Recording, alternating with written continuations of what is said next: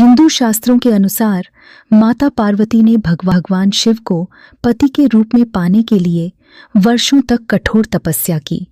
इस कठिन तपस्या के कारण माता पार्वती का रंग सांवला हो गया था। विवाह के बाद एक दिन कैलाश पर्वत पर भगवान शिव और माता पार्वती हंसी मजाक कर रहे थे। तभी शिवजी ने मजाक में कहा कि पार्वती, तुम्हारा रंग तो काफी सांवला हो गया है। यह सुनकर माता पार्वती को बहुत दुख हुआ। उन्होंने कहा कि यह सब मैंने आपकी प्राप्ति के लिए तपस्या की थी और आप उसी का मजाक उड़ा रहे हैं। नाराज होकर माता पार्वती ने संकल्प लिया कि मैं तब तक वापस नहीं आऊंगी जब तक मैं गौर वर्ण की नहीं हो जाती।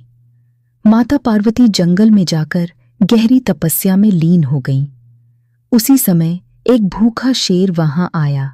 उसने पार्वती जी को देखा और उन्हें अपना शिकार बनाने के लिए आगे बढ़ा, लेकिन जैसे ही उसने माता को ध्यान में लीन देखा, वह रुक गया। उसने सोचा कि इनकी तपस्या इतनी शक्तिशाली है कि मेरी गर्जना का भी कोई असर नहीं हुआ।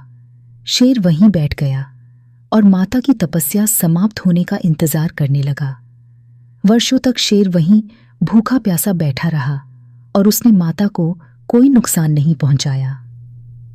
कई वर्षों की तपस्या के बाद भगवान शिव प्रकट हुए और बोले कि पार्वती, मैं तुम्हारी तपस्या से प्रसन्न हूं। तुम गंगा स्नान करो, इससे तुम गौर वर्ण की हो जाओगी। गंगा स्नान के बाद माता पार्वती मां गौरी के रूप में प्रसिद्ध हुईं और उनका सांवला रूप कौशिकी देवी के नाम से जाना गया।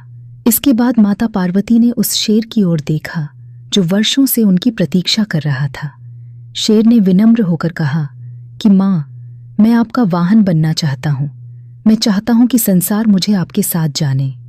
माता पार्वती उसकी भक्ति से प्रसन्न हो गईं और उसे वरदान दिया कि आज से तुम मेरे वाहन बनोगे। इसके बाद माता पार्वती ने मां दुर्गा का रूप धारण किया और शेर पर सवार हो गईं। देवताओं ने स्वर्ग से फूलों की वर्षा की और तभी से माता को शेरों वाली मां दुर्गा कहा जाने लगा।